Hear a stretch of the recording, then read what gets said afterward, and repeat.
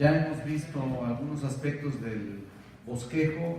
Vamos a tener una oración breve. Bendito Dios, te alabamos, te bendecimos. Gracias por tu amor, por tu paciencia con nosotros, Señor. Te pedimos que bendigas nuestra iglesia, nuestros estudios bíblicos, todo lo que se desarrolla en este local, Señor, para tu gloria. Te pedimos que sigas trabajando con cada uno de nosotros y nos sigas reforzando y nos sigas alentando y fortaleciendo para tu gloria, Señor. Te lo pedimos en el nombre de Cristo. Amén. Como les digo, aquí ya habíamos hablado acerca de cómo desde el tema de segunda de Timoteo es muy parecido hasta cierto punto a primera de Timoteo, pero realmente segunda de Timoteo ya es una carta pues más personal. La primera de Timoteo, como decíamos la semana pasada, es una carta de ministerio, aunque las dos son consideradas y están dentro del marco del ministerio, refiriéndome específicamente a todos los requisitos. Ustedes recuerdan los requisitos de 1 Timoteo en el capítulo 3, requisitos para el anciano, requisitos para el obispo. Bueno,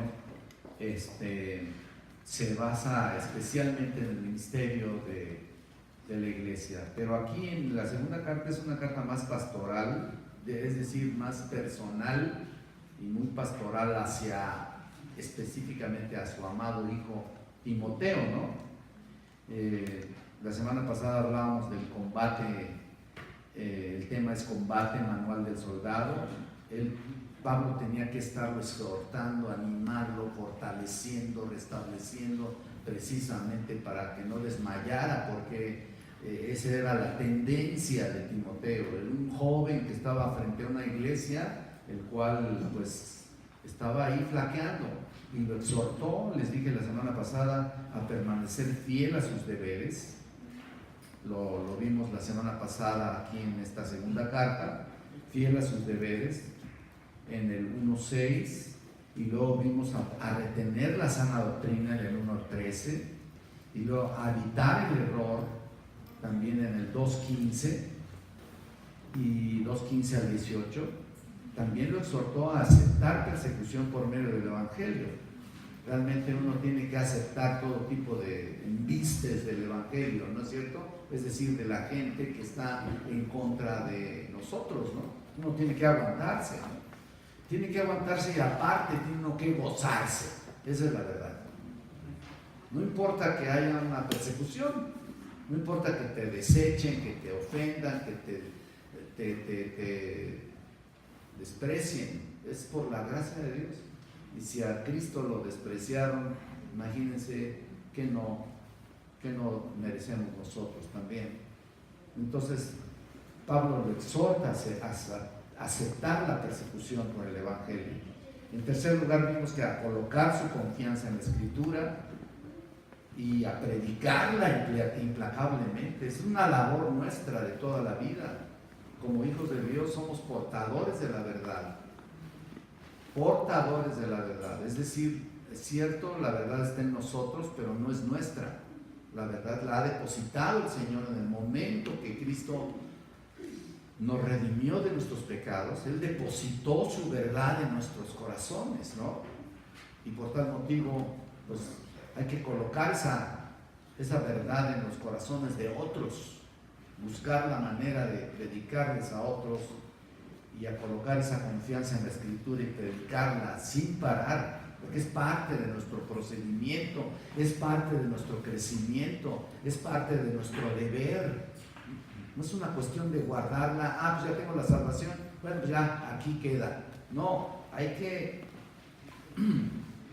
ir por tantos perdidos que verdaderamente se encuentran donde quiera, hasta en tu propia casa, ¿no es cierto? Pueden estar ahí en tu propia casa los perdidos. ¿Y qué vas a hacer? Bueno, nuestro deber es ese, pero hay una cosa, desgraciadamente siempre sucede así: nadie es profeta en su tierra.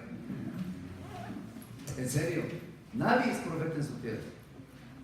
Uno puede estar predicándoles a los nuestros y realmente nunca responder. Ellos no van a responder tan fácilmente como pudieran responder con otra persona. Entonces, avivar el fuego del don que hay en nosotros es muy importante. También lo animó a eso. Si notan en sus Biblias desde el capítulo 1, ya lo dijimos, pero Pablo está constantemente presionando a Timoteo de tal manera que pueda avivar el don que hay en él. Ahora, no es solamente el hecho de avivarlo como tal, pero es en realidad que cada uno de nosotros, cada uno de los redimidos, tenemos un don específico, un don espiritual, por el cual debemos descubrirlo y saber qué es, para que lo puedas usar adecuadamente, ¿no? Entonces Timoteo tenía un don que le fue impuesto mediante la imposición de manos del presbiterio. En otras palabras, en el momento en que él fue llamado a ministrar en la iglesia, se le impuso las manos para ordenarlo y por supuesto de alguna manera avivar ese don que había en él. También se le está animando a Timoteo a reemplazar el temor con poder, amor, dominio propio, como dice en el 1:7. Entonces hay varias cosas muy importantes aquí. También a no avergonzarse de Pablo, del poder y del Señor, sino sufrir voluntariamente el Evangelio. No importa, otra vez, no importa lo que nos hagan, no importa por lo que pasemos. Si es por la gracia de Dios, si es por el Señor, bienvenido cualquier tipo de sufrimiento, ¿no? Ya el Señor Jesucristo ha declarado firmemente: bienaventurados sois cuando por mi causa os vituperen y os persigan y digan toda clase de mal contra vosotros, ¿qué? Mintiendo. Entonces, hay que hacerlo, ¿no? Hay que hacerle frente a eso. Y luego también aquí lo exhorta en la segunda carta, en el 1:13, a aferrarse a la verdad. Entonces hay varias cosas aquí que estuvimos diciendo. Y luego también vimos 4 apelaciones de Pablo a Timoteo para animarle a ser un fiel ministro de Jesucristo. En el capítulo 1 es una apelación pastoral y le recuerda ese llamamiento de Timoteo. En el capítulo 2 es una apelación práctica. Se los dije la semana pasada, ya no lo estoy proyectando ahí. En el capítulo 3 Pablo usa la apelación profética, para que ustedes noten ahí cómo se está de alguna manera bosquejado toda su apelación a su amado hijo Timoteo. Entonces, en el número 1, una apelación pastoral. En el número 2, una apelación práctica. Y la tienen en sus hojas seguramente. En el número 3, Pablo usa la apelación profética, explicando el curso de los acontecimientos y la gran importancia de aferrarse firmemente a su palabra. En el número 4, la apelación personal del corazón de Pablo, que estaba ya grande, ¿no? Esta es la última carta de Pablo. Esto es lo último que dejó él. Yo ya estoy para ser sacrificado, dice aquí también esta carta. Entonces, imagínate nada más todo lo que tiene que dejar encargado a su amado Timoteo y a toda la iglesia. Entonces, y luego la apelación personal que ya dijimos. Y luego vimos el bosquejo. En primer lugar, vemos ahí las instrucciones para el combate espiritual del 1 al 3. Prácticamente, al leer las 2 cartas de Pablo a Timoteo, se puede empezar a comprender los problemas de este muchacho, por decir así. Por un lado, vacilaba, ¿no?, en lidiar ahí de frente con los asuntos y resolverlos de acuerdo a la palabra de Dios. Había temor, había cobardía. Miren, el ministerio es así, ¿eh? La mayoría de la gente piensa que los que estamos al frente, pues estamos a todo dar y la pasamos aquí bien padre y nos ven así en trajecito de corbatita, pero y que no pasa nada. No, la pasamos bien dura. Perdonen, pero la pasamos bien dura. Y no estoy aquí, ¿cómo se llama? Flagelando, dice. No, todavía no llego a flagelarme, ¿eh? ¿Te imaginas a mi chicotito aquí? Edgar sí lo hace en su casa. ¿Tienes dos chicotitos? Uno del lado derecho y uno del lado izquierdo, dice. No. A sufrir realmente. Estamos enfrentando a una guerra espiritual. Ese es el punto. Cuando uno está pastoreando y liderando, realmente está uno enfrentándose a eso, porque la oposición es mucha en todos los sentidos. ¿Me explico? En todos los sentidos. Estamos realmente enfrentándose a muchas cosas. Imagínate este joven entrando al ministerio, Timoteo, y ver todo eso. No, espérate, mejor dame chance, déjame pensarle, man, porque por eso dice claramente la Biblia, la mies es mucha y los obreros son ¿qué? No se le dan muchos. Sinceramente no se le dan muchos. Entonces no es tan fácil. Él también enfrentaba tentaciones usuales de un joven, ¿no? Y sin duda no se sentía apto para la tarea. Pablo estaba enfrentándose ya al martirio, fíjate nada más, que es un problema ahí fuerte, ¿no? Él enfrentaba el martirio, ya muy pronto iba a ser martirizado. Y todavía dedicaba tiempo para orar por Timoteo. Entonces, hay veces como Pablo está enfrentando la muerte, pero poco a poco está tratando de prevenir a su amado hijo Timoteo de la situación que nos concierne constantemente el trabajo de la iglesia. Una situación fuerte. Y entonces también le recuerda a Timoteo, mira, te recuerdo en el capítulo 2, tienes un llamado ahí. Y es un combate constante desde el punto de vista del cumplimiento, del desafío, independientemente de presentarse a Dios aprobado como obrero que no tiene de qué avergonzarse, que usa bien la palabra de verdad. Imagínate nada más ahí en el 2:15.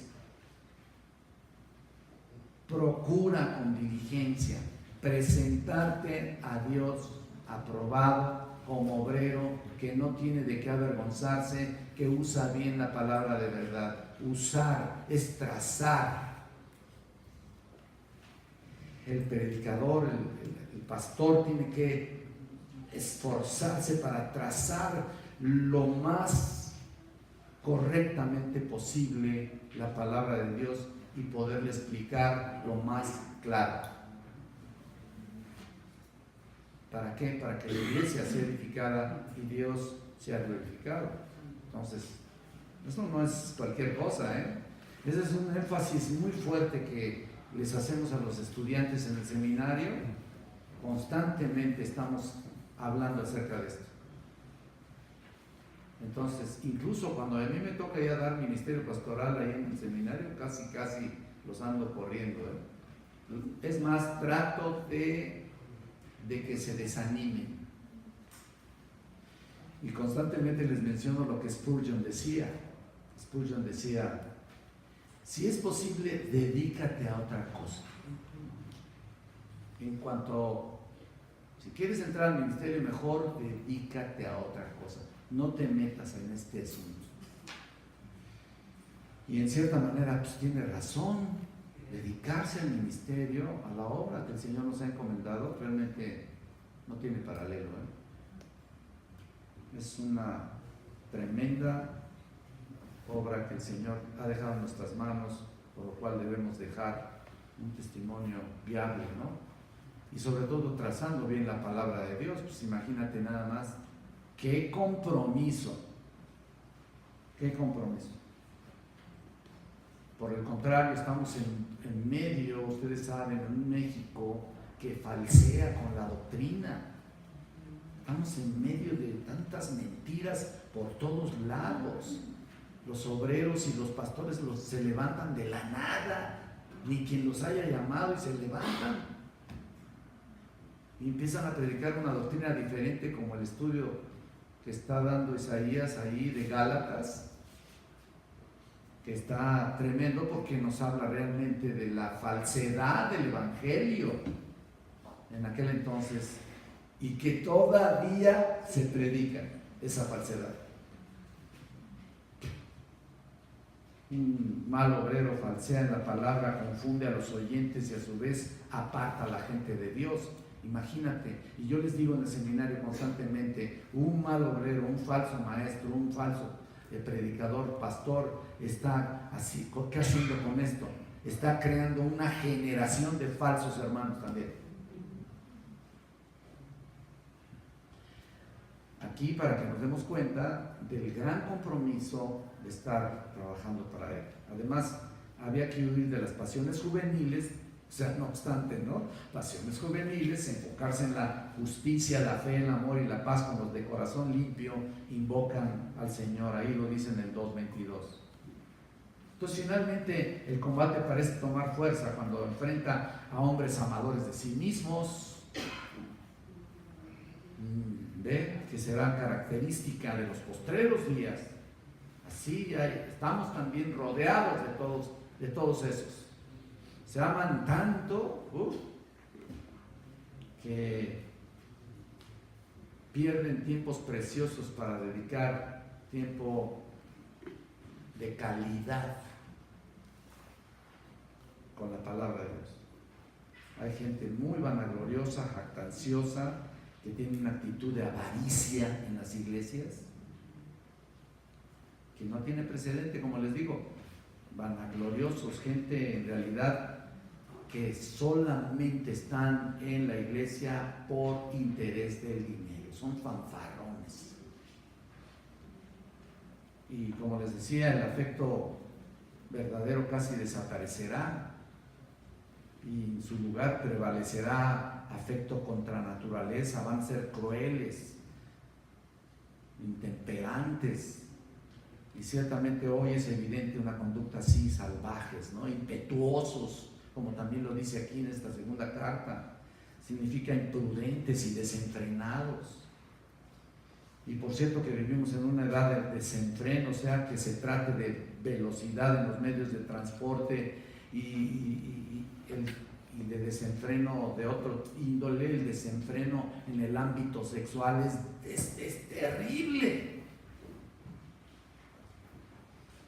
Ahí van como caballos bien alimentados, decía por ahí un profesor, un maestro.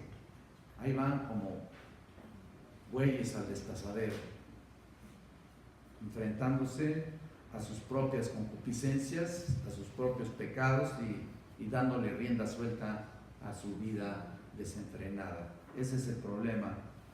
Pero en contraste es la profunda visión de Pablo que tenía con Timoteo, que lo que había aprendido. Acuérdate de lo que has aprendido. Acuérdate que desde la niñez has aprendido las Sagradas Escrituras y que tus maestras esencialmente fueron ¿quiénes? ¿Se acuerdan los nombres de ellas? ¿Quiénes? Loida y Eunice. ¿Se acuerdan, no? ¿Quién eran? ¿Sus primas o quiénes? Su abuela y su madre. Mira nada más. Y tú dices, ¿dónde andaba el padre, no? Por ahí. Probablemente su padre era griego y probablemente había muerto. Probablemente. Bueno, y luego tenemos también en segundo lugar aquí la comisión para el combate espiritual en el capítulo 4. Ahí lo tenemos en las hojas. Uno de los problemas también de Timoteo era su timidez, ya lo venimos diciendo, para enfrentar los problemas y hacer la obra de Dios. Quizás su juventud contribuía a eso, y Pablo le remarca que estaba olvidándose del don que Dios le había dado ahí en el 4:14, y que necesitaba avivarlo, tenerlo presente. Mira, avivarlo no quiere decir que te concentres ahí y ya le vas a dar vida de alguna manera. Avivarlo simplemente es venir a la Escritura ¿Qué es lo que tengo que hacer, Señor? Y desarrollar precisamente lo que Dios nos está marcando. Avivar el don es simple y sencillamente ponerse a trabajar de acuerdo a lo que Dios nos ha encargado. A cada uno, a todos. Cada hijo de Dios tiene un don. Y yo se los he comentado en otros estudios. Y hemos visto que cada uno de nosotros, si tiene un don, tiene que desarrollarlo, no lo dejes adormilado ahí. Tienes que desarrollarlo porque el Señor te va a pedir cuentas de Él. ¿Qué has hecho con tu don? ¿Se acuerdan de las parábolas de los talentos, no? Gracias, Socorro. Es muy claro esa parte, la parábola de los talentos. Miren nomás, el peor de todos lo escondió, ¿se acuerdan ustedes, no? Qué tremendo, lo escondió, hazme el favor. Aquí hay, espero que no, pero tal vez haya quien lo tenga muy escondidito, ¿no? ¿Y qué va a pasar? ¿Por qué lo escondió? ¿Se acuerdan ustedes más o menos? Porque tuvo miedo, ¿te acuerdas? Miedo el hombre. ¿Miedo de qué? Seguramente el punto es que la gente tiene miedo de desarrollar o hacer las cosas tan perfectamente bien que mejor prefiere no hacerlo. Entonces más bien está haciendo una labor personal, no de espiritual. Porque si tienes miedo cómo desarrollarlo, entonces es una labor tuya. ¿Sí me explico? Este es el punto. Y Timoteo tenía una timidez bárbara para enfrentar los problemas dentro de la obra de Dios.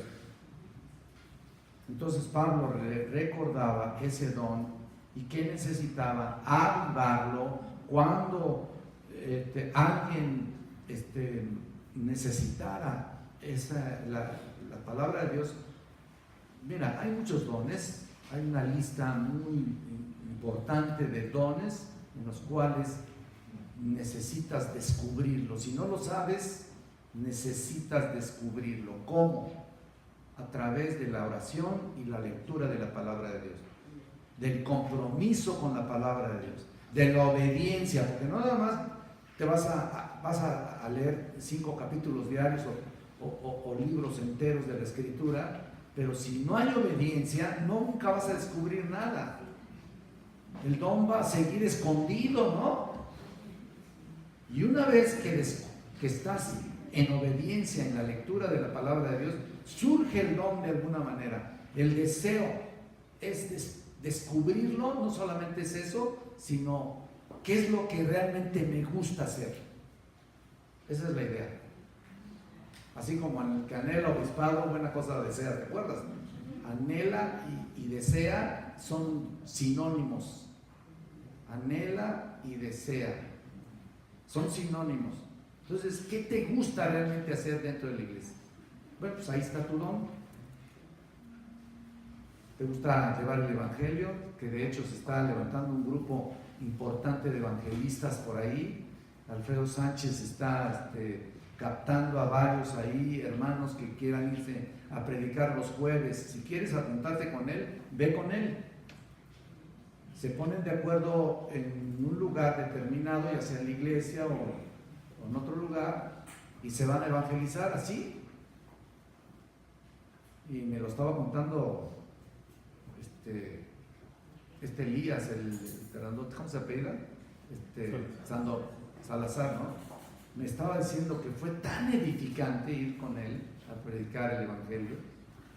Y dije yo, bueno, pues si una iglesia no es evangelizadora, yo no sé qué está haciendo, Entonces, ese puede ser tu don. Vete a evangelizar, lleva el evangelio. No a repartir volantes, porque luego hay quienes van y reparten tratados de evangelio y creen que repartir los tratados ya es eso. No, eso es, no estás volanteando. Tienes que ir a hablarles del Evangelio de Jesucristo, ¿no? Entonces hay que, mira, y eso no es, ni siquiera puedo considerarlo como un don particular, que puede ser uno, puede ser uno, es un don, pero independientemente de eso nos manda a todos ir a predicar el Evangelio, ¿sí o no?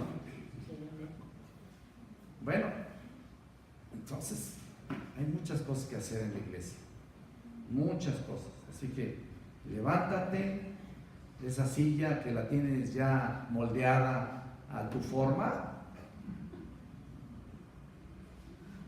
No te rías, Socorro, es en serio. Ay, Dios mío. Bueno, esa es la idea. Entonces, en este capítulo tan importante, el capítulo 4, registra el mensaje final de este maravilloso apóstol, Pablo.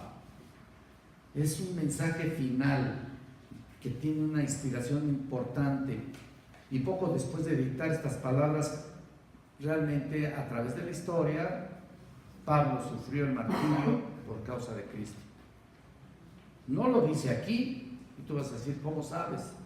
Bueno, los historiadores le llamamos a veces la tradición, pero no propiamente como lo entendemos. La tradición no es como lo entendemos, hacer todas las cosas que lleva a cabo toda una generación, ¿no?, de costumbres. No es una tradición como tal.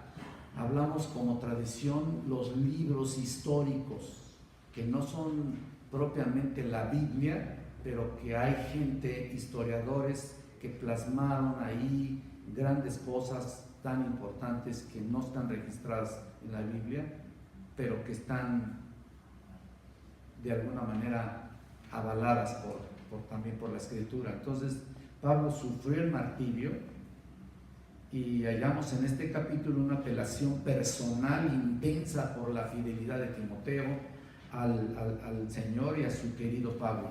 En el capítulo 4, por ejemplo, hay 4 encargos, tú lo ves ahí en tu hoja, o admoniciones a las que cada creyente debe prestar mucha atención. Mira, ahí está. Número 1, predica la palabra. Ya, mira, más claro eso de lo que te estoy diciendo, ya, ¿qué más? Ahí en el capítulo 4, del 1 al 4. Cumple tu ministerio, fíjate nada más. O sea, esto le estaba diciendo a Timoteo, pero yo también se los digo a ustedes. Cumple tu ministerio. Oh, yo no tengo ministerio. Como hace tiempo me decía mi propia madre, ¿no?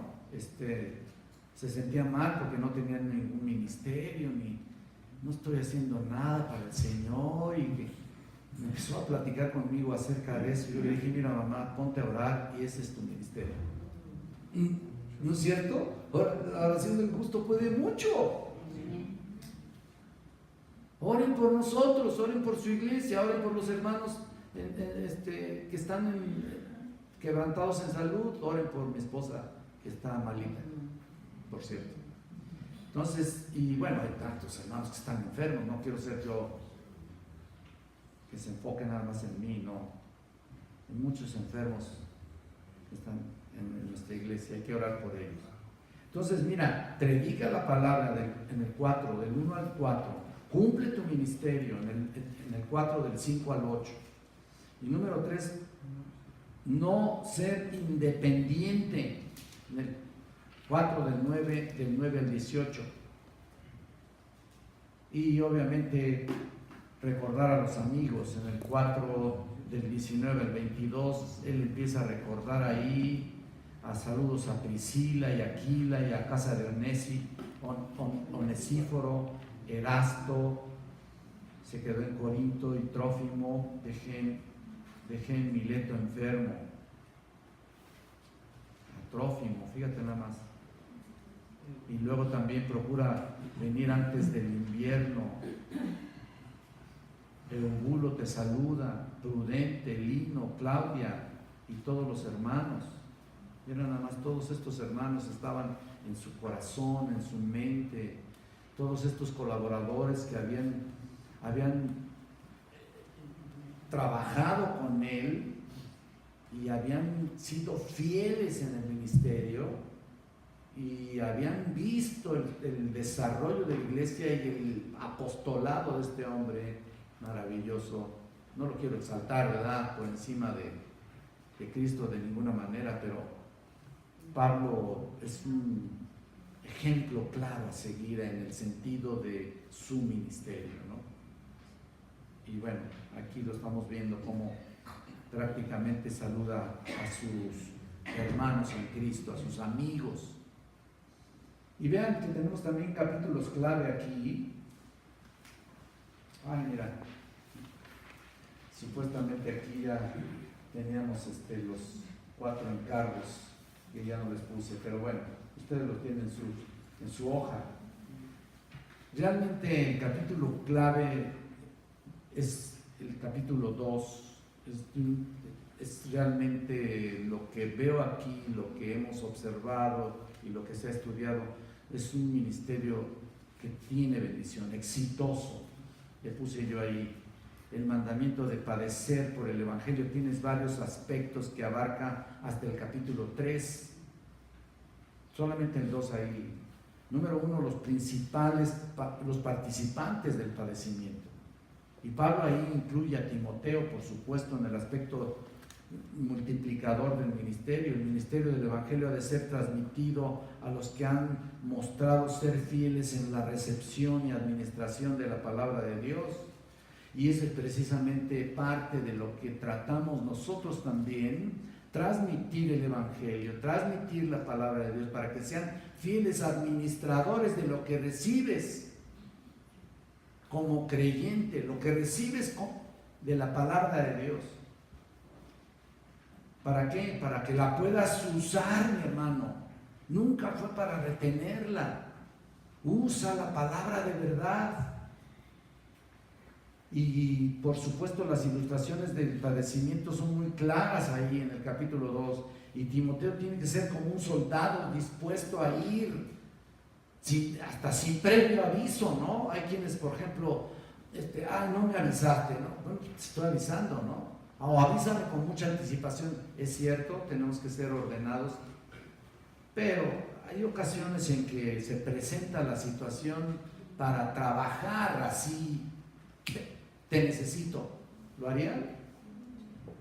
A ver, ¿lo haríamos? ¿Están dispuestos a eso? Hay veces que la gente pues sí tiene sus compromisos y sus cosas que hacer y todo lo demás, pero cuando las cosas son apremiantes hay que ir.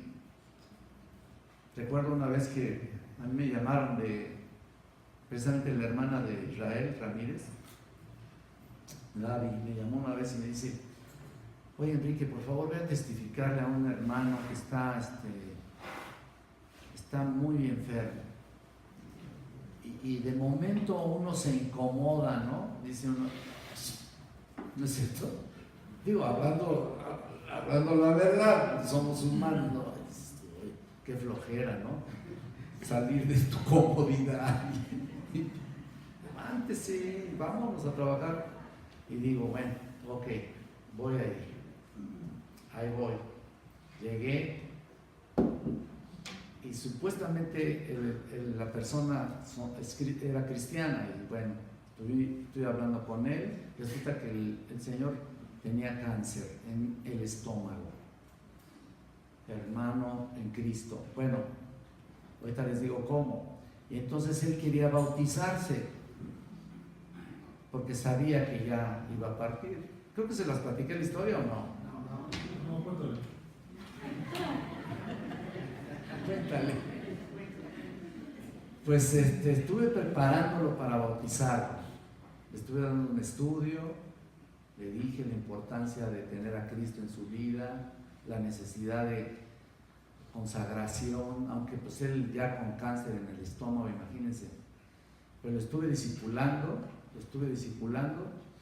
y llegó el momento de bautizarlo, ¿no? Conseguimos una tina así grandotota, ahí en la sala de su casa, en la sala, y ahí la señora echándole agua ahí, con baldes de agua ahí, pero vean qué hermoso, ¿no? Dije yo, bueno, gloria a Dios, y le dije, ponte así de blanco, ponte tu pantalón blanco, todo lo que tengas de blanco.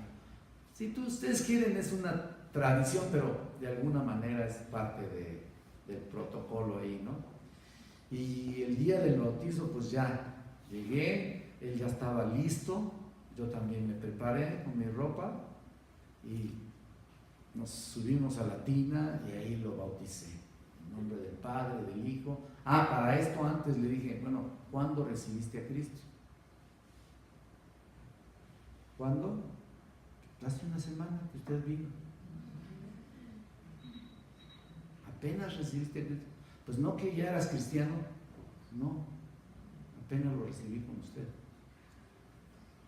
Pues gloria a Dios, dije, aquí fue en el nombre del Padre, del Hijo y del Espíritu Santo, lo bauticé, salió tan gozoso, tan así, bueno,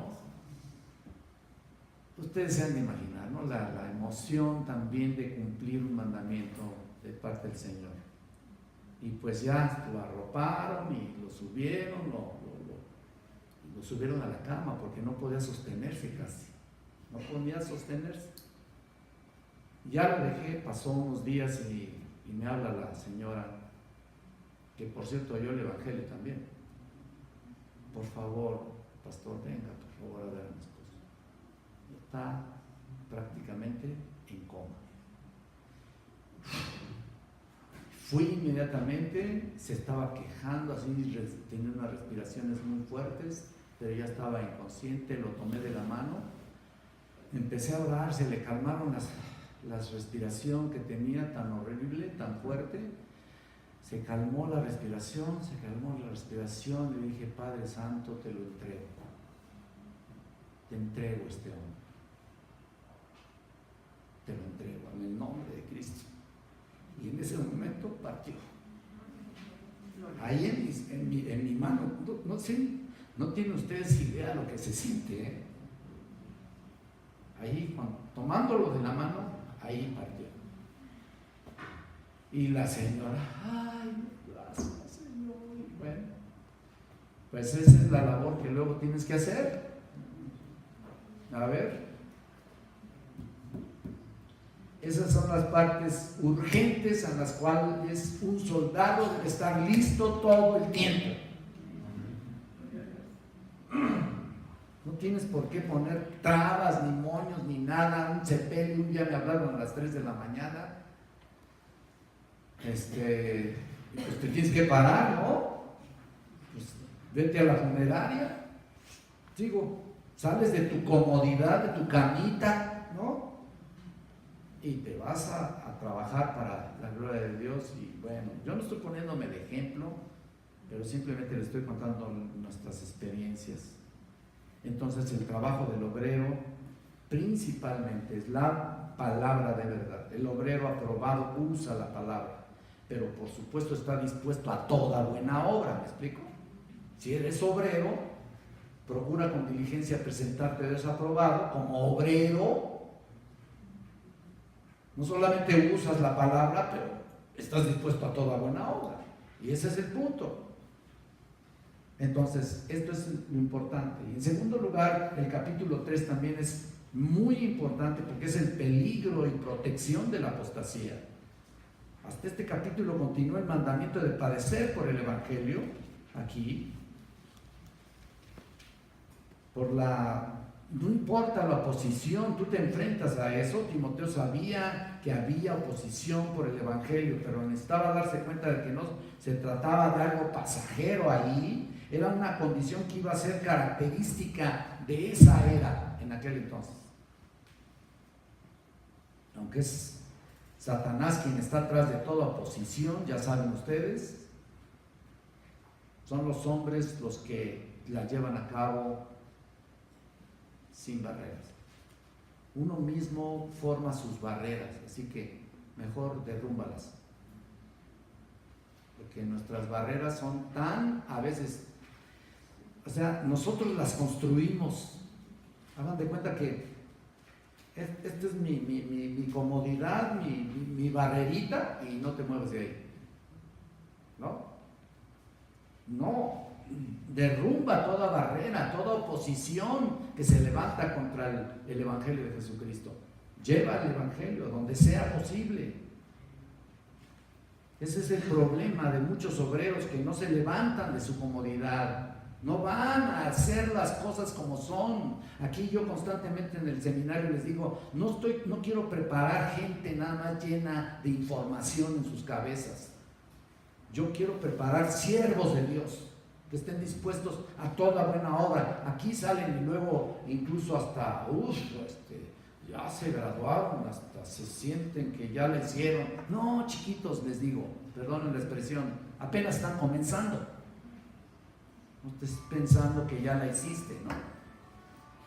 Entonces, realmente, todas las cosas que nos manda el Señor, qué duro se oye ese teléfono, tiene una bocina re dura. Bueno, entonces, este es el pasaje importante, que es, yo no se los puse acá, bueno, el peligro de la protección, peligro y protección de la apostasía. Tenemos que contrarrestar la apostasía con la predicación de la palabra de Dios, la real predicación de la palabra de Dios, en todos los sentidos, tanto con el evangelismo como con la predicación en púlpito, con la predicación y la enseñanza, un discipulado personal, un discipulado en grupo, lo que sea, estamos dispuestos a todo eso. Y el pasaje clave que tenemos aquí, tenemos el 1 en el capítulo 2 del 1 al 21. Obviamente lo pongo ahí como clave porque es el llamamiento de Timoteo al servicio, se halla en Hechos 16, 3. ¿Se acuerdan cuando quiso Pablo que fuese con él a predicar? Que fuese, literalmente significa llevarlo al campo de batalla. Ese es literalmente lo que es. Este fue el momento de reclutamiento de Timoteo. ¿Cuál es el momento de reclutamiento nuestro? Piensa en eso por un momento. Todo cristiano ya es un soldado del ejército de Dios. Lo que ocurre simplemente es que algunos son leales y otros no. Ese es el problema. Cristo es el capitán de nuestra salvación, nos ha reclutado, te tomó por soldado. Te reclutó para que estés dentro de sus filas, dentro del ejército. Hay que ir, ¿no? Hay que ir a la batalla. Los cristianos deben aprender a cómo soportar las penas por Cristo. Timoteo estaba desalentado por la persecución, pero había que ir. Caray. La vida cristiana no es un patio de juego ahí, es un campo de batalla. ¿Sabían eso? No es un patio ahí donde estás tú cómodo. Hay personas que vienen a la iglesia creyendo que todo se les va a resolver. O vienen a lavar su conciencia. No es así. La vida cristiana es un campo de batalla constante. Mira, tan solo contigo mismo. Con tus propias debilidades, tus propios pecados, esos pecados que andas arrastrando del pasado. Mira, también en las cartas de Pablo hay mucho más, hay más de 2 docenas de referencias, por ejemplo, fíjate, al atletismo, a pelear, a luchar, a correr, muchos aspectos, se puede decir analogías que son reales ya en un sentido práctico, para ir al campo a trabajar. Entonces, los atletas no hacen las cosas a medias. Un atleta, para ser atleta, imagínate lo que practica. Un soldado, imagínate también lo que practica para enfrentarse al campo de batalla. O sea, todas esas referencias de Pablo que usa aquí, mira, son exactamente las que un obrero tiene que desarrollar en su vida espiritual. Así que no es nomás qué bonito estamos aquí, estamos muy a gusto. Mejor vete a predicar el Evangelio. Un día, yo creo que en uno de los estudios, un día, ya que estemos aquí, les voy a decir, vamos a predicar aquí alrededor y los voy a mandar. Ojalá, unos van a obedecer, otros no, ¿verdad? O van a quererse llevar su cafecito, otros van a quererse llevar su tamal, su torta, llévate lo que tú quieras, pero en lugar de estudio te voy a mandar a que nos vayamos a predicar por todas estas casas que están alrededor. ¿Están dispuestos? Nomás oí como 16 que dijeron amén. Bueno, pues espero que así lo hagamos. Hay varias aquí ya, por último, varias aplicaciones e incluso varias anécdotas, mejor dicho, dije una palabra pero ya se me pasó, analogías que Pablo usa, los labradores, el granjero, todos ellos están trabajando para que la obra del Señor crezca, se multiplique y todo sea para la gloria de Dios. Así que, hermanos, incluso la última sería el 3:16, ¿no? El 3:16 creo que es un pasaje de los más importantes, ¿no es cierto? ¿Se acuerdan cuál es? El 3:16, toda escritura es inspirada por Dios. ¿Se acuerdan? Y útil para enseñar, para redarguir, para corregir, para instruir en justicia, a fin de que el hombre de Dios sea enteramente preparado para toda buena obra. Otra vez ahí está la clave de todo, toda buena obra. Y entonces cada uno de nosotros tenemos que estar viendo la Escritura constantemente para estar realmente listos para toda obra que el Señor nos mande. Así que yo los insto y les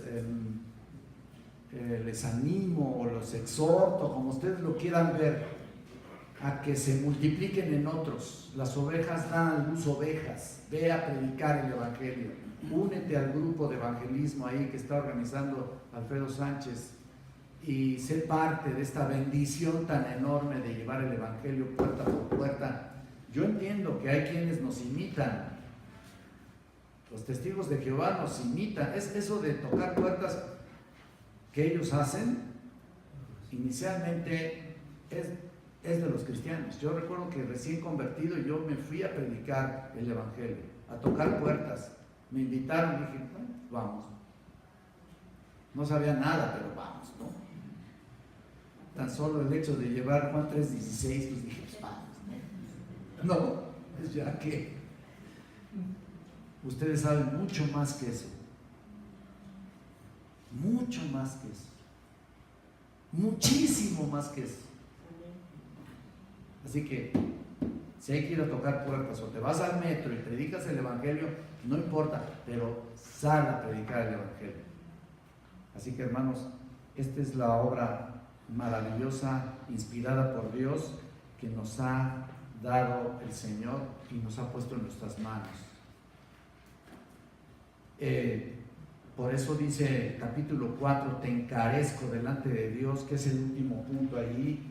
Te encarezco, es una exhortación final que juzgará a los vivos, fíjate, a los muertos. Ya prediqué una vez de esto en su manifestación en su reino, que prediques la palabra, que instes a tiempo y fuera de tiempo, redarguye, reprende, exhorta con toda paciencia y doctrina, porque vendrá tiempo cuando no sufrirán la sana doctrina, sino teniendo comezón de oír, se amontonarán maestros conforme a sus propias concupiscencias, se apartarán de la verdad el oído y se volverán a las fábulas. Pero tú, dice ahí, sé sobrio en todo, soporta las aflicciones, Haz obra de evangelista. Ahí está. Cumple tu ministerio. Y luego estas palabras me dan mucha ternura, porque yo ya estoy para ser sacrificado y el tiempo de mi partida está cercano. Wow. Fíjate nada más lo que dice aquí, Pablo. Estos 6 versículos que te queden en tu mente son exhortaciones muy importantes para llevar el evangelio y para enseñarle a otros. Haz un discípulo por ahí. Llámate a alguna persona que no viene con frecuencia o que falta constantemente. Cítate con él, con ella. Niñas con niñas, niños con niños. Digo, es lo más recomendable. Cítate con ello, con él o con ella. Cítate y empieza a discipular. Empieza a preparar. Cumple tu ministerio, ¿no? Señor, te damos gracias en este tiempo porque nos has permitido, Santo Dios, estar listos para la batalla. Ayúdanos a estarlo realmente. Padre Santo, tenemos una gran comisión que hacer y proclamar en tiempos tan difíciles donde la gente no va a querer oír el Evangelio, no ha querido oír tal vez la palabra tuya, porque van a tener comezón de oír y van a oír otras tonterías y otras cosas que no son realmente de acuerdo a tu bendita palabra. Ayúdanos, Señor, a estar llenos de ti para poder ir a predicar tu palabra, a ser discípulos a otras personas que no tienen la capacidad de hacerlo, de venir, mejor dicho, o tiempo para venir a discipularse aquí, en esta iglesia, en los grupos de discipulado que hay. Sin embargo, Santo Dios, por eso estamos nosotros, para ir a ser un discípulo, una discípula. Ayúdanos, Señor, insta a nuestros hermanos, instanos para hacer y reproducirnos en otros, fortalecernos de tal manera que pueda esta iglesia ser una iglesia efervescente, viva, eficaz, una iglesia ejemplar que lleva tu santo nombre por todos los lugares que puede hacerlo, Señor. Gracias, Padre. Otra vez ponemos en tus benditas manos todos los servicios que se dan en este lugar. Te pido por la predicación, por los estudios también y por todo el desarrollo que estamos teniendo como iglesia, porque te lo pedimos en nombre de Cristo. Amén. Amén. Gracias, hermanos.